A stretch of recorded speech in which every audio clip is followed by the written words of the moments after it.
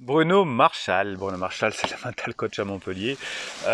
Les coachings, c'est par WhatsApp, par téléphone et par audio, hein. Vous avez tout ça en descriptif et les formations aussi. Vous avez un descriptif. Formez-vous, avancez dans la vie, surtout quand votre conjoint est en crise, par exemple. Hop, on y va. Alors aujourd'hui, sujet grave, on va parler des enfants, les enfants victimes des bêtises de leurs parents qui rentrent en crise et qui redeviennent des enfants.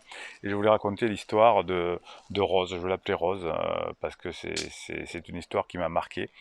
C'est une petite fille, enfin une jeune fille, puisque au moment où je vous en parle, elle a 14 ans, elle a 13 ans, pardon.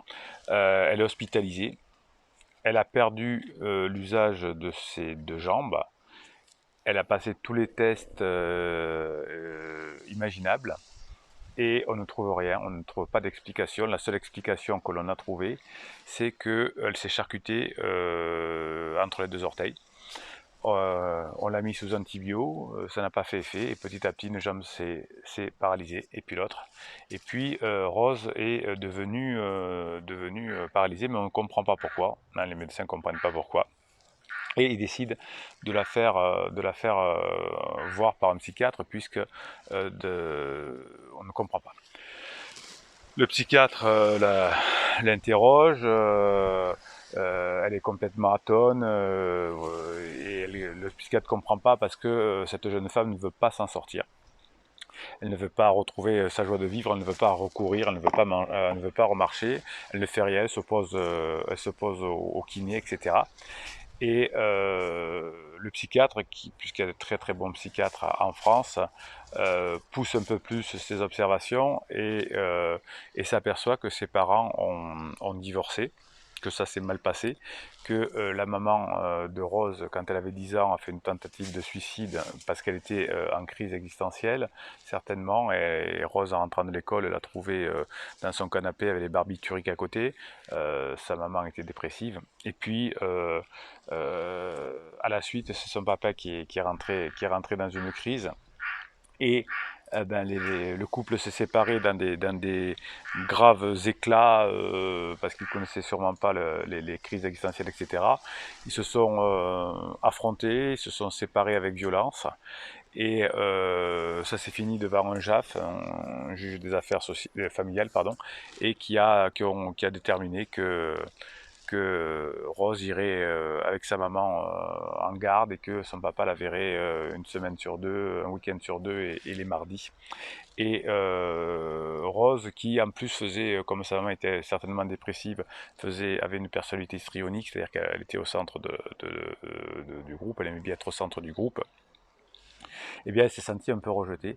Et un jour, alors qu'elle est en week-end chez son papa, qui bien sûr a trouvé un nouveau pansement puisqu'il sortait de sa crise, elle entend dire derrière la porte que son pansement lui demande de lui faire un enfant et pour essayer de le garder. Et Rose ne supporte pas d'être plus au centre de la vie de son papa et se mutile entre les orteils avec un compas. Et tout part de là.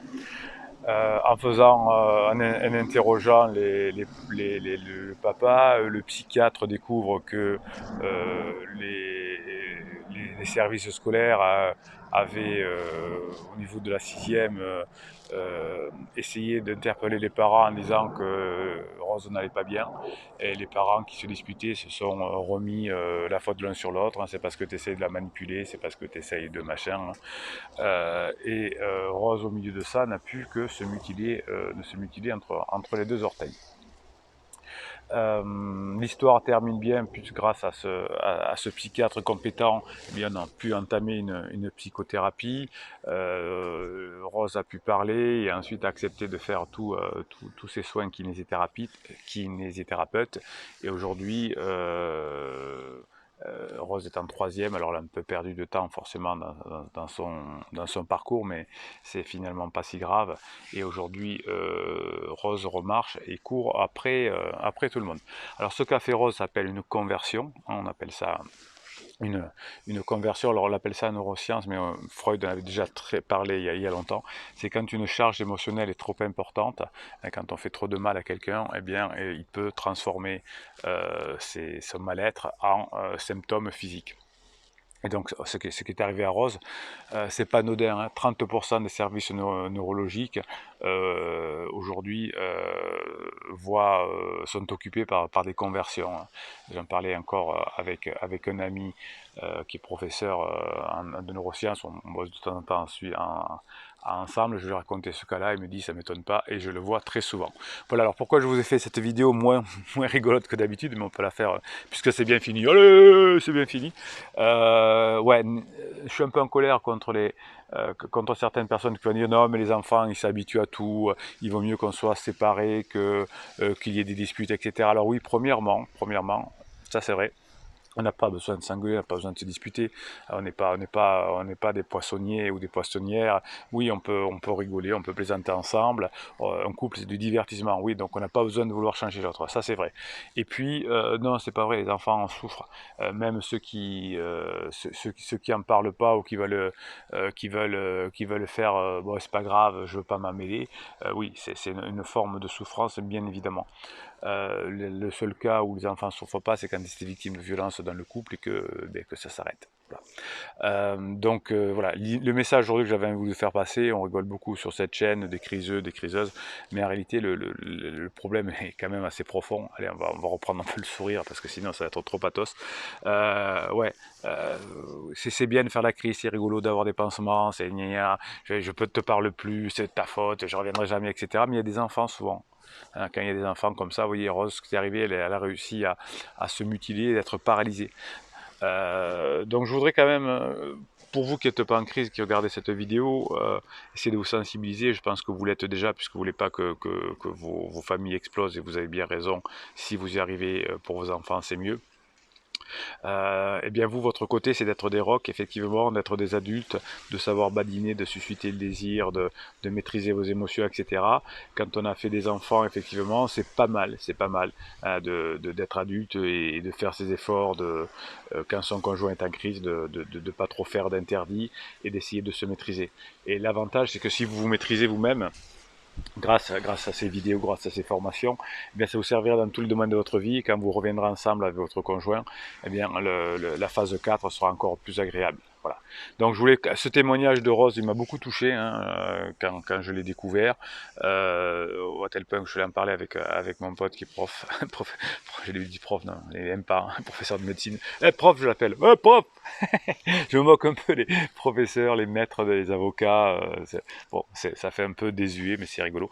Voilà, donc je compte sur vous pour vous former, pour devenir des rocs, pour des adultes, pour être bien dans votre vie, pour arriver à badiner, pour arriver à avoir de l'humour, pour arriver à sexualiser, pour faire en sorte que ces crises, même si elles sont dures, ne fassent pas trop de mal à vous, à la personne en crise, aux enfants, donc fasse le moins possible de blesser. Allez, la communauté bienveillante et positive, elle est là pour vous aider. Allez, on se redonne un coup de peps. Quand vous n'allez pas bien, paf, vous écrivez là-dessous, la communauté est là, je suis là, on se parle, on se soutient, on fait des choses ensemble, c'est top. Hop, regardez, un pouce à l'air, si vous mettez le pouce à l'air.